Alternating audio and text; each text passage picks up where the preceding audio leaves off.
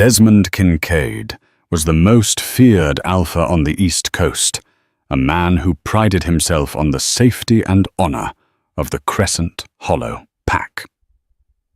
He believed his mate Vanessa was the epitome of grace, a charitable angel who had civilized his wild heart. He was wrong. He didn't know that the real heart of his pack was rotting in his own basement, scrubbing his floors with bleeding hands. He didn't know that the quiet, invisible maid who served his coffee every morning was hiding a map of torture on her skin. But secrets have a way of bleeding through, and when Desmond finally saw the truth etched into the servant's flesh, the alpha didn't just get angry. He went absolutely, terrifyingly feral. The basement of the alpha's estate always smelled of bleach and damp concrete, a scent that had embedded itself into the very pores of Isadora Vane's skin. It was 4 a.m, the hour of the wolf, but for Isadora it was simply the start of another day of survival. She sat on the edge of her cot, her fingers trembling as she pulled her thin grey uniform over her head. The fabric caught on the fresh welt across her shoulder blade, a parting gift from Luna Vanessa the previous evening, because the soup had been served 3 degrees too cold. Isadora hissed through her teeth, squeezing her eyes shut until white spots danced in her vision. She didn't cry. Tears were a luxury she had lost the budget for 3 years ago. "Up, rat," a voice sneered from the doorway. Isadora didn't need to look up to know it was Brenda, the head housekeeper, and Vanessa's loyal lapdog. Brenda was a beta wolf with a chip on her shoulder and a sadistic streak that rivaled the Luna's. "I'm up, Brenda," Isadora whispered, her voice raspy from disuse. She kept her head lowered, eyes fixed on her worn-out sneakers. Eye contact was interpreted as aggression. Aggression resulted in the quiet room, a windowless closet where Vanessa liked to practice her elemental magic on human skin. "The Alpha is hosting the regional summit tonight," Brenda said, leaning against the doorframe, picking her teeth with a jagged fingernail. "The house needs to be spotless. If I find a single speck of dust, or if the silver isn't polished to a mirror shine, I won't be the one punishing you. I'll let the Luna handle it. And you know she's been irritable lately." A cold knot tightened in Isadora's stomach. Vanessa's irritability usually manifested in burns. The woman was a fire wielder, rare for a werewolf, and she preferred using her gift to leave permanent reminders of her authority. "I understand," Isadora said softly. "Good. Coffee. Now. The Alpha has an early meeting." Isadora hurried past her, keeping her body small. She moved through the lavish hallways of the Kincaid estate like a ghost. That was her superpower, invisibility. She had learned to walk without sound, to breathe without rhythm, to exist in the peripheral vision of the powerful wolves who lived here. The kitchen was already bustling, but the staff parted for her, not out of respect, but out of fear of contagion. They knew Isadora was the Luna's favorite punching bag. Associating with her was a quick way to end up on the unemployment line, or worse, exiled from the pack lands. Isadora prepared the Alpha's tray with mechanical precision. Black coffee, no sugar. A side of rare steak cut into bite-sized strips. 2 poached eggs. She checked the temperature of the coffee with a thermometer. 185 degrees. Perfect. If it was 186, Vanessa would throw it in her face. She carried the heavy silver tray up the grand staircase, her legs aching. The scars on her thighs, hidden beneath the long grey skirt, throbbed in the morning chill.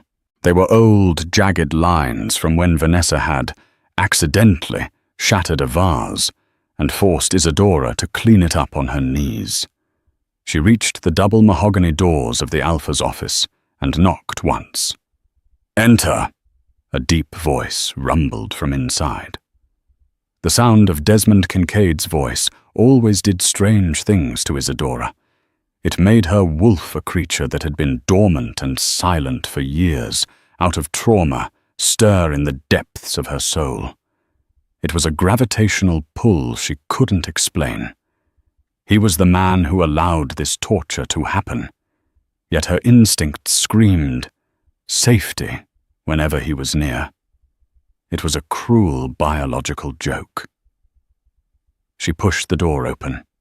Desmond was standing by the window looking out over the misty forest of the Packlands. He was a mountain of a man, 6'4" of corded muscle and raw power. He wore a crisp white dress shirt with the sleeves rolled up, revealing forearms thick with veins and dark hair. "Your breakfast, Alpha," Isadora murmured, setting the tray on the massive oak desk. Desmond turned. His eyes were the color of stormy seas, grey and turbulent. He looked at her, but he didn't see her. To him, she was just part of the furniture, a faceless Omega servant. "Thank you," he grunted, moving to the desk. He paused, sniffing the air. "You changed the detergent." Isadora froze. "Sir, you smell like antiseptic and copper." His brows furrowed. Isadora's heart hammered against her ribs. The copper smell was her own blood, seeping through the bandage on her shoulder. She had tried to mask it with bleach, but Alpha senses were too sharp. I cut my finger chopping vegetables." "Alpha." She lied, the rehearsed excuse falling from her lips automatically. "I apologize if the scent offends you." Desmond looked at her hands. They were red, chapped and scarred, but there was no fresh cut. He frowned, a flicker of confusion crossing his face. Before he could press further, the door swung open. "Dom, darling." Vanessa swept into the room like a parade float, smelling of expensive perfume and roses. She was stunning blonde hair, cascading in perfect waves. Blue eyes, bright and predatory. She wore a silk dressing gown that cost more than Isadora would earn in a lifetime. "Vanessa." Desmond's expression softened, the confusion vanishing. "You're up early." "I couldn't sleep without you," she purred, walking over and draping herself over his shoulder. She glanced at Isadora, and her eyes instantly turned to shards of ice. The transformation was so subtle, only Isadora saw it. "Oh, Isadora, you're still here. I thought I told you to start on the guest wing." "I was just leaving Luna," Isadora said, bowing her head. "Wait," Vanessa said, her voice dripping with false sweetness. "Why does it smell like old pennies in here?" She sniffed, then wrinkled her nose theatrically. "Oh, Isadora." "Did you forget to shower again?" "Honestly, Dom, it's so hard to find good help these days. This one has no hygiene standards." Desmond sighed, running a hand through his hair. "It's fine, Ness. Just have her open a window." "Go," Vanessa snapped at Isadora. Her voice dropping an octave meant only for the servants' ears. "And if I smell you again, I'll scrub you down myself with steel wool." Isadora fled the room, the shame burning hotter than the wound on her back.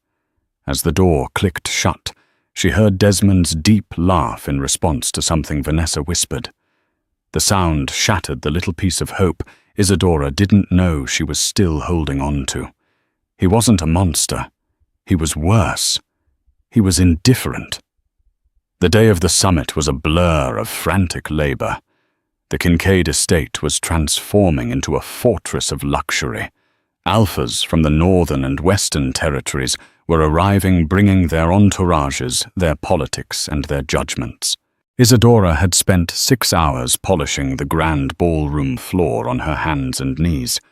Her fingers were cramped into claws and her knees were bruised purple. Every time she paused to breathe, Brenda was there looming like a vulture tapping her foot. Faster! The guests arrive in 2 hours." By 6:00 p.m., Isadora was exhausted, her body trembling with fatigue. She retreated to the scullery to drink a glass of lukewarm water, her first sustenance of the day. The door banged open. Vanessa stood there, already dressed in a shimmering emerald gown that hugged her curves. She looked like a queen, but the air around her crackled with malicious energy. In her hand, she held a lit cigarette. "Luna." Isadora scrambled to stand, bowing low. "Is there something you need? I need to relax." Vanessa sighed, closing the door and locking it. The click of the lock echoed like a gunshot in the small room. "Do you know how stressful it is to be perfect, Isadora? To constantly smile at these boring old wolves and pretend their opinions matter. I'm sure it is difficult, Luna," Isadora said, staring at the floor. "It is." Vanessa walked closer, the smoke from her cigarette curling into the air. "And when I'm stressed, I get clumsy." Isadora flinched as Vanessa took a step forward. "Please, Luna, not tonight. I have to serve the wine. If I'm injured, I might drop it." "Then don't drop it." Vanessa smiled.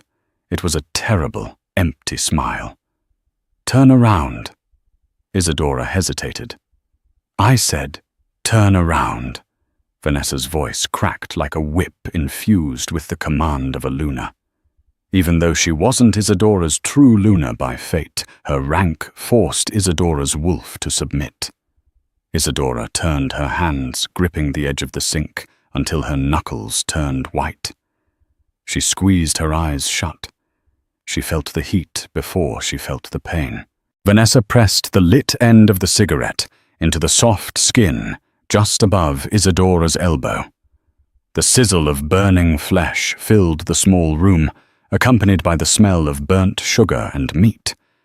Isadora bit her lip so hard she tasted blood, swallowing the scream that tried to escape. She couldn't scream. Screaming made Vanessa prolong it. "There," Vanessa whispered, grinding the ash into the wound. "That's better. Now I feel ready to host." She pulled the cigarette away and tossed it into the sink. "Cover that up. Use the long-sleeved uniform. And Isadora. If you embarrass me tonight, I will have your tongue cut out. Do we understand each other?" "Yes, Luna." Isadora gasped, sweat beading on her forehead. "Good girl." Vanessa patted Isadora on the cheek, her nails scratching lightly against the skin, before unlocking the door and sweeping out. Isadora collapsed against the counter, dry heaving. The pain was sharp and blinding, pulsing in time with her heartbeat. She grabbed a handful of ice from the freezer and pressed it against the burn, hissing. She had 10 minutes to pull herself together, 10 minutes to become the invisible ghost again. The ballroom was a sea of tuxedos and designer gowns. The air was thick with the scent of pine musk and rain, the pheromones of powerful wolves mingling together.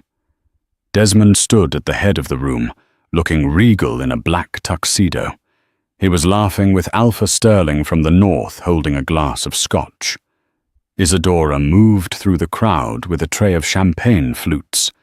She kept her left arm tucked close to her body, the fresh burn screaming under the stiff fabric of her sleeve. "Champagne, sir," she murmured to a group of guests. "Don't mind if I do," an older wolf said, taking a glass. He looked at her, his eyes lingering on her face. "You look familiar, girl. Who is your father?" Isadora froze.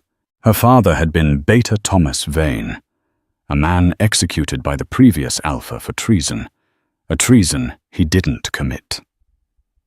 That was why she was a servant. The sins of the father. "I have no family, sir," Isadora said quietly. "Odd," the wolf muttered, turning back to his conversation. Isadora hurried away, her heart pounding. She needed to get back to the kitchen. The ballroom was too dangerous. As she passed the head table, her foot caught on the plush edge of the carpet. It was a clumsy mistake, one she never made. But the pain in her arm caused her balance to falter. She stumbled forward. The tray tipped. 3 crystal flutes of champagne launched into the air. Time seemed to slow down. Isadora watched in horror as the golden liquid arced through the air and splashed directly onto the pristine white tablecloth in front of Desmond and Vanessa. The crystal shattered with a deafening crash. Silence descended on the ballroom. The music stopped. Every head turned. Vanessa stood up slowly, her face a mask of shock that barely concealed the glee in her eyes. "My dress!" she shrieked, though not a drop had touched her. "You clumsy, stupid girl!" Desmond remained seated, but his expression darkened. He looked at the shattered glass, then at Isadora, who was now trembling on her knees, picking up the shards with bare hands.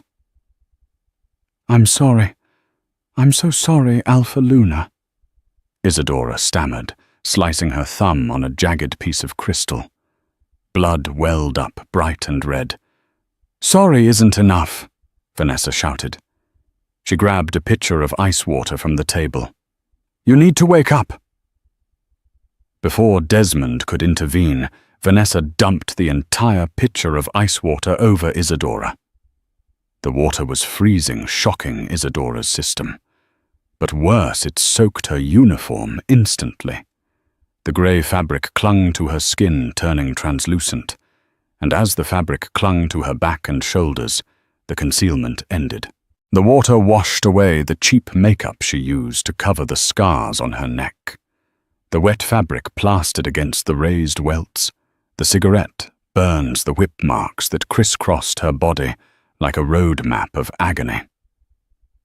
Desmond stood up. His chair scraped loudly against the floor. He wasn't looking at the broken glass. He wasn't looking at Vanessa.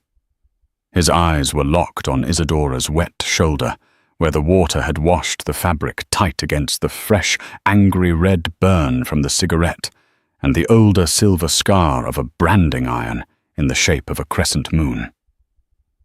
The room went deadly silent. Desmond inhaled. The scent of champagne was gone. The scent of pine was gone. All he could smell was distress, pain, and beneath the bleach and fear, the scent of rain and wild flowers. Mate. The realization hit Desmond like a freight train. The scent blockers Vanessa had been secretly dosing him with must have worn off, or the sheer intensity of Isadora's pain cut through the magic. He roared. It wasn't a human shout. It was a primal, guttural sound that shook the chandeliers. "Do not touch her!" The silence in the grand ballroom was heavier than the crystal chandeliers hanging overhead. Desmond's roar still echoed in the corners of the room, vibrating in the chests of every wolf present. Vanessa stood frozen, the empty pitcher still dangling from her hand. Her face, usually a mask of carefully constructed perfection, faltered. She laughed, a high-pitched, nervous sound that grated against the tension. "Dom, honey," she stammered, taking a step toward him. "Don't be dramatic. It's just the help. She ruined the tablecloth. I was just—" Silence! Desmond didn't shout, but his voice carried the weight of an executioner's blade. He moved. It wasn't the polite stride of a host. It was the stalking gait of a predator. He vaulted over the high table, landing softly despite his size, shattering the space between him and the trembling girl on the floor. Isadora was curled into a ball, shaking so violently her teeth chattered. The wet uniform was translucent against her skin. And now that Desmond was closer, the horror was magnified. It wasn't just one burn. Through the wet fabric he could see a tapestry of violence, old silvery lines from a whip, circular burns, bruises in various stages of healing yellow, green, purple. And the scent. Now that he was close, the smell of mate wildflowers and rain was overpowering. It clawed at his throat, fighting against a chemical haze that seemed to be lifting from his mind like fog. He dropped to his knees beside her. Isadora flinched so hard she nearly fell backward. She threw her hands up to cover her face.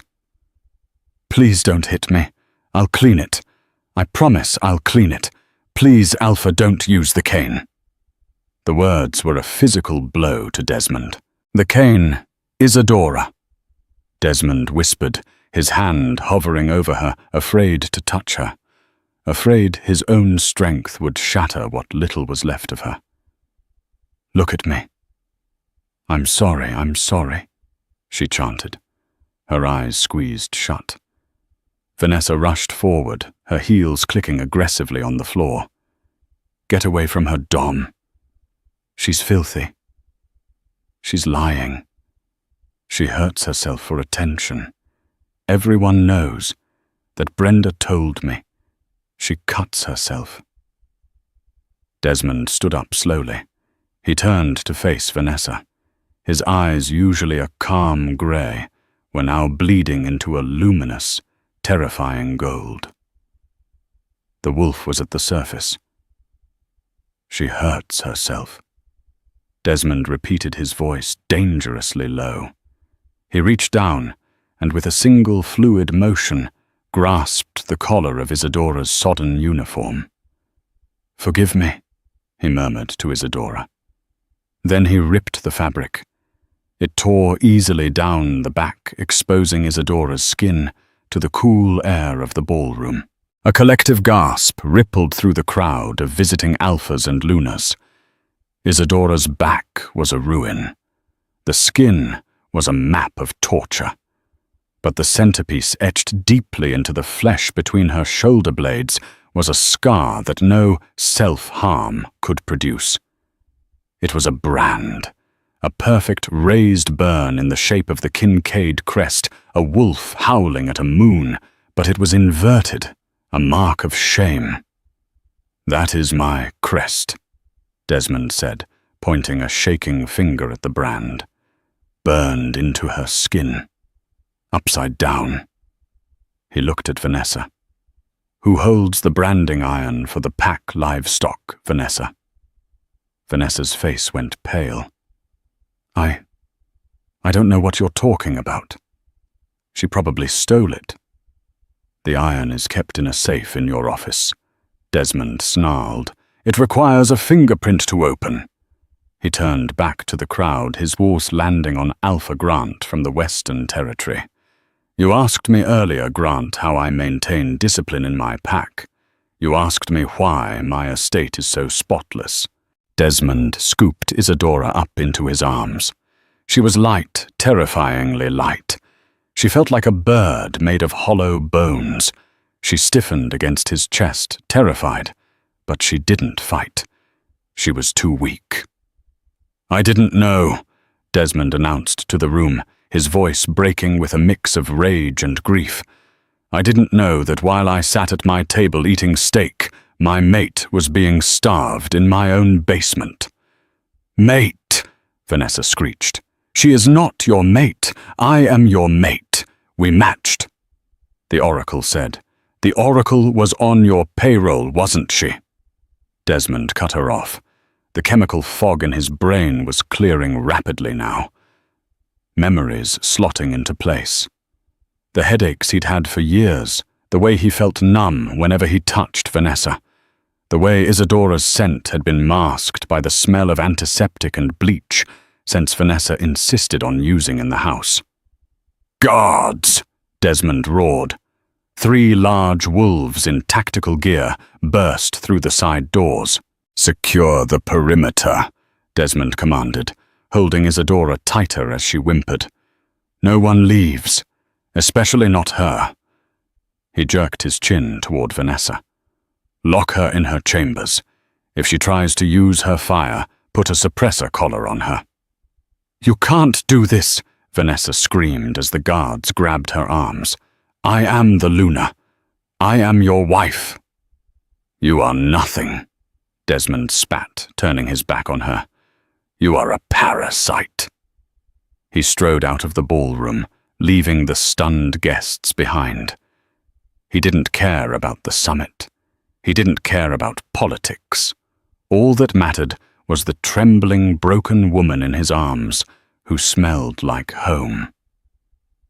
The Pack hospital was quiet, the white floors gleaming under the fluorescent lights. But tonight, the stillness was broken by the Alpha, kicking open the double doors of the trauma wing. "I need a doctor!" Desmond yelled. "Now get Leighton!" Nurses scrambled. Within seconds, a gurney was rolled out. Desmond refused to put Isadora down on it. She had passed out from the shock and the cold, somewhere in the hallway, her head lolling against his shoulder. "Alpha, Doctor, Leighton." The Pack's chief physician came running down the hall, adjusting his glasses. He was an older man, calm and precise. "What happened? Is it the Luna?" "No," Desmond said, walking past him into a private trauma room. He gently laid Isadora onto the bed. "It's Isadora, the maid." Leighton looked confused for a second, but his training took over. He grabbed a pair of scissors to cut away the rest of the wet grey uniform. Desmond stood in the corner, his hands clenched into fists, forcing himself to watch. He needed to see. He needed to witness every inch of the damage, so he would never, ever forgive himself. As the fabric fell away, Dr. Leighton hissed in a breath. "Sweet moon goddess." The doctor began his examination, his movements quick but gentle. He dictated his findings to a nurse who was typing frantically, her face pale. "Subject is severely malnourished," Leighton said, his voice professional but tight. "Weight is approximately 90 pounds. She should be 130. Dehydration severe." He moved his hands over her ribs. "Multiple fractures. Left ribs 4 and 5 are healed improperly. Right wrist has a hairline fracture that was never set. It calcified wrong." Desmond felt bile rise in his throat. He remembered 2 years ago seeing Isadora wearing a brace. Vanessa had told him Isadora fell down the stairs while carrying laundry. He had nodded and walked away. I walked away. The skin. Leighton paused, looking at the burns on her back. He picked up a magnifying glass. "These aren't just thermal burns, Alpha.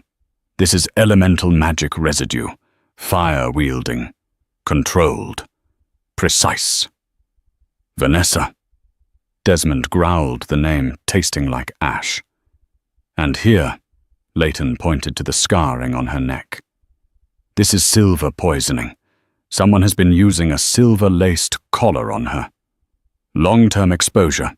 It's why her wolf is dormant. Her system has been fighting off toxicity for years." Desmond slammed his fist into the wall. The plaster cracked and crumbled. "Can you save her? She's strong," Leighton said, hooking up an IV bag of fluids and nutrients.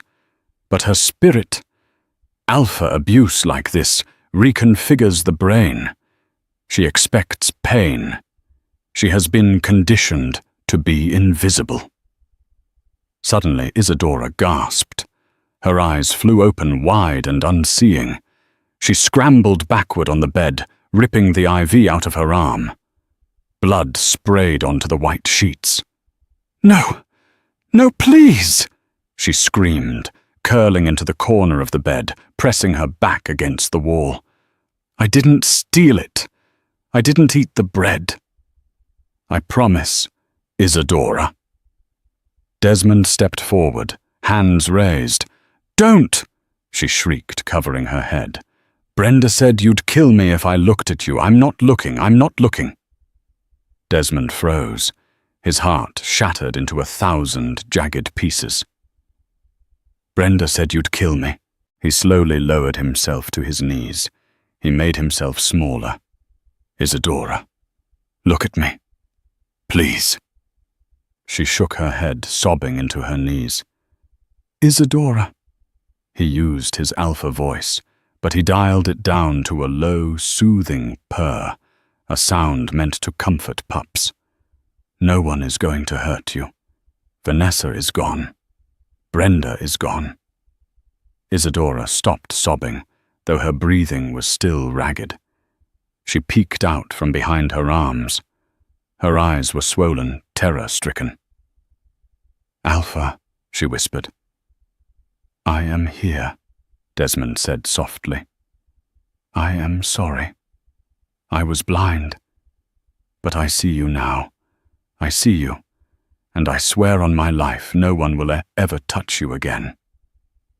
"Why?" she asked, her voice cracking. "I'm just the rat." "No," Desmond said, crawling closer to the bed, ignoring the blood on the sheets. He reached out and took her hand, the one with the fresh cut from the crystal glass. He brought it to his lips. "You are not a rat. You are my soul. You are my mate." Isadora stared at him. The concept was too big, too impossible. "But the Luna, she was never the Luna," Desmond said, a dark promise in his eyes. "And she is about to answer for every scar on your body." Dr. Tolayton cleared his throat. "Alpha, I ran a toxicology screen on you as well while the nurse was setting up the IV. You asked me to check why you couldn't smell her before." Desmond didn't let go of Isadora's hand. "And high concentrations of aconite and nightshade in your blood, and a synthetic pheromone blocker. It's been fed to you in small doses, likely in your coffee or tea. It suppressed your mating bond and made you suggestible." Desmond closed his eyes. Every morning, Isadora brought him coffee. But who prepared it, Brenda? "Stay with her." Desmond stood up, his demeanor shifting from gentle protector to the god of war. "Guard the door with your life, Leighton. If Vanessa or any of her staff come near this room, kill them." "Understood, Alpha." Leighton nodded. Desmond turned to the door. It was time to visit the dungeon. The pack dungeon was usually reserved for rogue wolves and trespassers. It was a cold stone labyrinth beneath the estate. Tonight it held a member of the household staff. Brenda sat on a metal chair in the center of the interrogation cell. She looked different without her uniform, smaller, pathetic. But her eyes still held that defiant, cruel spark. Desmond walked in. He had removed his tuxedo jacket. His white shirt was stained with Isadora's blood and the drywall dust from the hospital. He didn't bring a guard. He locked the heavy iron door behind him. Brenda swallowed hard. "Alpha, this is a mistake. The Luna will have your head for treating me like this." "The Luna is currently screaming in a soundproof room upstairs," Desmond said calmly, walking around her. "And you are sitting in a chair that has seen men break in 5 minutes." "I did my job," Brenda spat. "I kept this house running. That girl was lazy. A thief." Desmond stopped in front of her. He leaned down, his face inches from hers. "Dr. Leighton found the poison in my blood, Brenda. The blockers." Brenda's pulse spiked. Desmond could hear it, a frantic thump, thump, thump in her jugular. I just made the coffee," she stammered. "I didn't put anything in it." "Liar," Desmond whispered. He grabbed the metal armrests of her chair and bent them inward. The metal groaned. "Vanessa couldn't be in the kitchen every morning. It was you. You poisoned your Alpha. That is treason. The punishment is death." Brenda began to cry, but they were crocodile tears. "She made me. She said she'd fire me. She burned a girl with a cigarette today." Desmond roared, slamming his hand on the table. "She branded her. And you watched. You helped." He grabbed Brenda by the throat, not enough to crush, but enough to cut off the air. I want to know everything. How long? Who else knew? 3 years, Brenda choked out. Since she turned 18, Vanessa knew. The day Isadora turned 18, she went into heat. Vanessa smelled it. She smelled the bond. She threatened to kill Isadora's mother's grave if she didn't submit. Desmond released her, disgusted. So she enslaved my mate to keep her power. She said you wouldn't want a broken thing. Brenda gasped, rubbing her throat. She said Isadora was weak, that the pack needed a strong Luna. Vanessa said she was doing you a favor. And the scars, Desmond asked, his voice dead. Vanessa liked it, Brenda whispered, terrified by the emptiness in Desmond's eyes. It made her feel powerful. When you ignored Isadora, it made Vanessa feel like she had won. Every time you walked past Isadora without looking, Vanessa would laugh about it later, while we drank wine. The image of Vanessa laughing while Isadora bled laughing while Desmond sat blindly in his office snapped the last thread of Desmond's restraint. You are going to write down the names of every single servant who laid a hand on Isadora, Desmond commanded. Every guard who looked the other way. Every guest who mocked her. And then, Brenda asked, trembling. And then, Desmond turned to the door. I am going to hunt. He stepped out of the cell and nodded to his beta Garrett, who was waiting in the corridor. Keep her alive, Desmond said. She's a witness, but make sure she doesn't sleep. Make sure she doesn't eat. Let her feel a fraction of what Isadora felt. Yes, Alpha, Garrett said. Where are you going? Desmond adjusted his cuffs. His eyes were glowing gold again. Vanessa is in the East Wing, Desmond said. I'm going to dissolve a marriage. He walked up the stone stairs, leaving the dungeon darkness for the lavish hallways of the estate. The house was silent now. The guests were locked in the ballroom, murmuring, waiting for the verdict. Desmond reached the double doors of the master suite. He could smell the smoke before he opened out the door. Vanessa was in there, and she was burning things. He didn't knock. He kicked the door off its hinges. The wood splintered and flew into the room. Vanessa was standing by the fireplace, frantically burning papers, documents, fake medical records, payoffs. She spun around, flames dancing at her fingertips. She looked deranged, her perfect hair wild, her eyes manic. You can't prove anything, she screamed. It's my word against a servant's. I am the daughter of Alpha Sterling. If you touch me, my father will burn this pack to the ground. Desmond stepped into the room, the Alpha aura rolling off him in waves, so potent the windows rattled in their frames. Let him try, Desmond said deeply, but he'll have to get through me first. And right now, Vanessa, I'm feeling very, very hungry. The air in the master suite was scorching. Vanessa had summoned balls of fire into her palms, her eyes glowing with a manic violet light. She wasn't just a spoiled Luna. She was a volatile elemental witch, and she was cornered. You think you can discard me? Vanessa shrieked, throwing a fireball at Desmond. Desmond didn't shift. He didn't need to. He sidestepped the projectile with supernatural speed. The fire smashed into a bookshelf, turning leather-bound volumes into ash instantly. I am not discarding you, Vanessa, Desmond said, his voice eerily calm as he advanced through the smoke. I am evicting you. My father will destroy you, she screamed, retreating toward the balcony. Alpha Magnus is on his way. I mind-linked him the moment you roared in the ballroom. Good, Desmond growled. I want him to see this.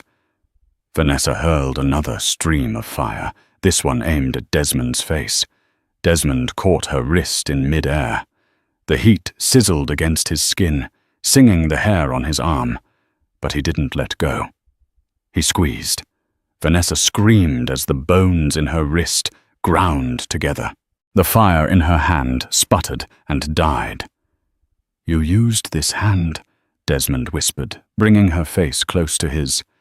"You used this hand to burn a crescent moon into my mate's back." "She deserved it." Vanessa spat, tears of pain streaming down her face. "She was nothing, a mute little rat. I made her useful." "She is a queen," Desmond corrected, "and you are the dirt beneath her shoes." Before he could finish her, a thunderous boom shook the estate. A helicopter was landing on the front lawn. The sound of heavy rotors chopped the air, drowning out Vanessa's sobbing. "He's here!" Vanessa laughed through her pain. "Daddy is here!" Desmond dragged Vanessa by her arm, ignoring her struggles, and marched her out of the room, down the grand staircase, and out the front doors. The lawn was bathed in the harsh white light of the helicopter's searchlights. A group of heavily armed wolves descended. At the center of them walked Alpha Magnus. He was an older version of Vanessa Blonde, icy blue eyes, and radiating an aura of arrogance that soured the air. Magnus stopped 10 feet from Desmond. He looked at his weeping daughter, then at the Kincaid Alpha. "Unhead her, Desmond," Magnus commanded, his voice bored, "or I declare war on Crescent Hollow tonight." "She is a criminal," Desmond stated, holding Vanessa in a grip of iron. "She tortured a pack member. She poisoned an alpha. She enslaved my mate." Magnus scoffed. "Your mate, you mean the servant girl Vanessa told me. A scrub maid. You are going to throw away an alliance with the strongest pack in the north for a dishwasher." "Yes," Desmond said. "Then you are a fool." Magnus signaled his guards. "Kill him. Retrieve my daughter." The guards shifted. Large, hulking wolves with grey and brown fur tore through their clothes, snarling. Desmond prepared to shift to fight a war he might lose. He was outnumbered 10-1, but he would die before he let them take the estate, before he let them get near the hospital wing where Isadora lay. Suddenly, the front doors of the estate groaned open behind Desmond. "Stop!" The voice was weak, raspy, and barely a whisper, but it carried a power that froze the shifting wolves in place. Desmond turned. Isadora stood in the doorway. She was leaning heavily on Dr. Layton, wearing a white hospital gown that was too big for her frail frame. Her feet were bare. Bandages covered her neck and arms. She looked like a gust of wind could knock her over. But her eyes were glowing a brilliant, blinding silver. "Isadora," Desmond breathed, stepping toward her. "Get back inside." "No," Isadora said. She pushed Dr. Layton away gently and took a step forward on her own. The pain was evident in her wince, but she didn't stop. She looked at Alpha Magnus. "You—" She pointed a shaking finger at the powerful Northern Alpha. Magnus blinked, taken aback. "Go back to your bucket, girl. Your daughter." Isadora's voice gained strength, the silver in her eyes flaring brighter. "Stole 3 years of my life.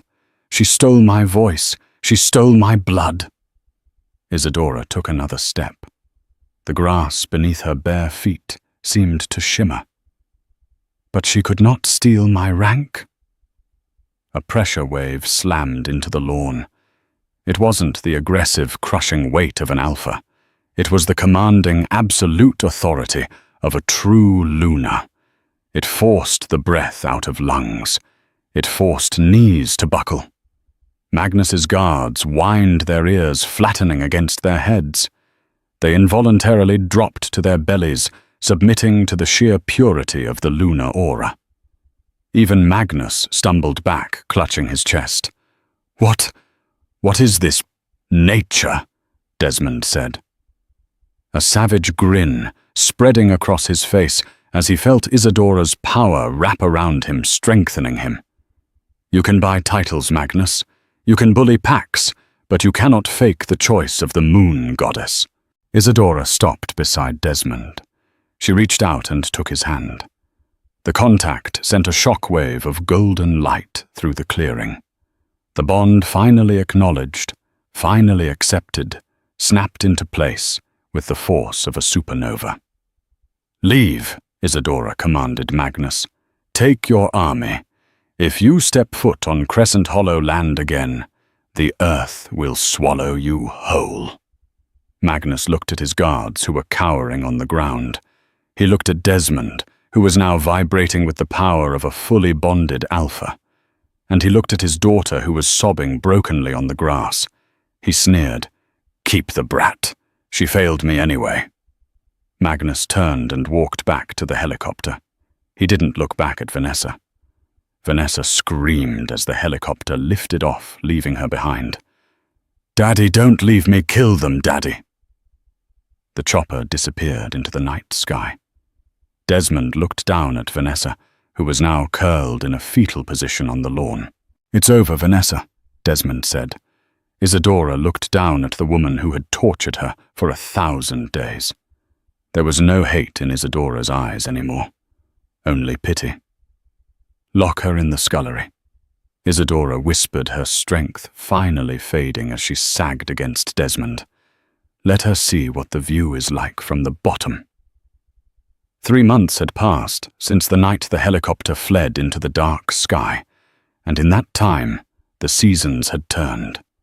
The bitter, freezing winter that had gripped Crescent Hollow seemed to melt away in direct correlation with the banishment of its former tyrant.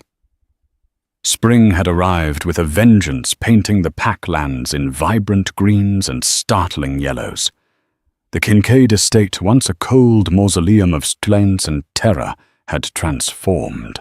The windows were thrown open, letting in the scent of pine and thawing earth. Laughter, a sound previously forbidden in the hallways, now echoed from the kitchen to the training grounds. The staff no longer walked with their heads down, terrified of their own shadows. They walked with purpose, with dignity, and most importantly, without fear.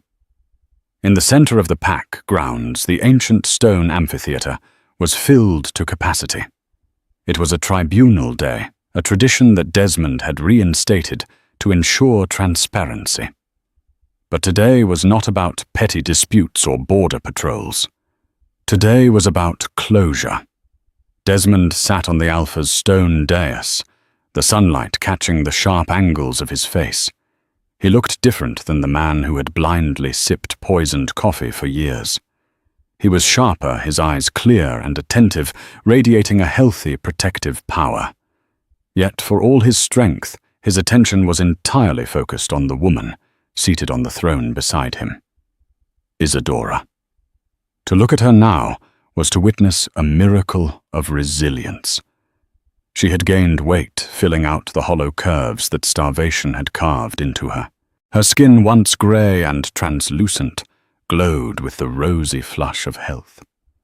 Her hair, which she used to keep hidden under a rough cap, cascaded down her back in waves of glossy silk. She wore a gown of soft powder blue silk, a deliberate choice. It was elegant, regal, and daringly open at the back. Isadora refused to hide them. The scars. The inverted crest burned between her shoulder blades. The lash marks, the cigarette burns. They were all there, exposed to the spring air. In the early days of her recovery, Desmond had offered to hire a magical healer to smooth the skin, to erase the history etched into her flesh. Isadora had refused. "They are my map," she had told him. "They show where I have been, and they remind me that I survived the journey." The pack now called it the Mark of the Survivor. When they looked at their Luna, they didn't see a victim. They saw a warrior who had endured hell and emerged with her soul intact. Desmond leaned over his hand, brushing hers. "Are you ready?" Isadora took a deep breath, the silver flecks in her eyes catching the light. She squeezed his hand. "I've been ready for 3 years. Bring her out." Desmond nodded to the guards stationed at the tunnel entrance. "Bring the prisoner." A hush fell over the crowd. The air grew heavy with anticipation. 2 guards emerged from the shadows of the tunnel, dragging a figure between them. It was a woman, but barely recognizable as the glamorous, cruel creature who had once terrorized the estate. Vanessa was thin, her posture hunched and defeated. She was dressed in a rough grey wool uniform, the exact same uniform she had forced Isadora to wear for 3 years. For the past 90 days, Vanessa had not sat in a cell. She had worked. She had scrubbed the scullery floors until her knees bled. She had washed the dishes in scalding water until her manicured hands were red, chapped, and cracked. She had laundered the clothes of the Omegas she used to mock. She had lived the life she had forced upon the Alpha's mate. The guards released her, and she collapsed onto the stone floor of the stage, too weak to stand. She looked up, her eyes hollow dark circles bruising the skin beneath them. When she saw Isadora sitting on the throne, radiant, scarred, and powerful, Vanessa burst into tears. "Please," Vanessa wept, her voice cracking a jagged sound of pure misery. "Please, Alpha, Luna, just banish me. I can't do it anymore. My hands, look at my hands, they're bleeding." The crowd remained silent. There was no pity in the amphitheater, only a cold, hard acknowledgement of karma. Isadora stood up slowly. The silk of her dress whispered against the stone as she descended the steps of the dais. She moved with a grace that was no longer practiced in visibility, but natural command. She stopped just inches from where Vanessa knelt. Isadora looked down at the sobbing woman. She remembered the heat of the cigarette. She remembered the sting of the whip. She remembered the crushing loneliness of being invisible. "I did it for 3 years," Isadora said, her voice soft, but carrying to the back rows of the amphitheater without the need for a microphone. "I did it with broken ribs. I did it with 3rd-degree burns. I did it with a silver collar poisoning my blood every second of every day." Vanessa flinched as if struck. "And I never begged," Isadora finished, her tone devoid of malice, heavy with simple truth. "I am sorry," Vanessa sobbed, pressing her forehead to the dusty stone, clutching at the hem of Isadora's dress. "I am so sorry, Isadora. I was jealous. I was cruel. Please just let me go." Isadora looked back at Desmond. He sat still, his face a mask of stone, ceding all authority to his mate. This was her judgment to make. Isadora turned back to Vanessa. "You used your power to break those weaker than you. You used your gift of fire to scar. You used your wolf to dominate." Isadora reached out, placing her hand gently on the crown of Vanessa's head. Vanessa froze, trembling under the touch. "You took my voice," Isadora whispered, her eyes beginning to glow with the blinding celestial light of the true Luna. "So I will take your power." "No," Vanessa gasped, realizing what was happening. "No, please, not that. Anything but that. I, Isadora Vane Kincaid Luna of Crescent Hollow, declare you unfit." The air in the amphitheater crackled. The wind picked up, swirling around the 2 women. Isadora closed her eyes and pulled. She didn't pull physically. She pulled spiritually. She reached into the core of Vanessa's being, found the connection to the wolf spirit that resided there, and severed it. A blinding white light pulsed from Isadora's hand. Vanessa threw her head back and screamed a sound of absolute soul-shattering loss. A shadow seemed to rip itself from Vanessa's body. For a heartbeat, A spectral, translucent wolf hovered in the air above her, howling in agony, before it dissolved into mist and was carried away by the wind. Vanessa slumped forward, gasping for air, clutching her chest. She looked smaller, frail.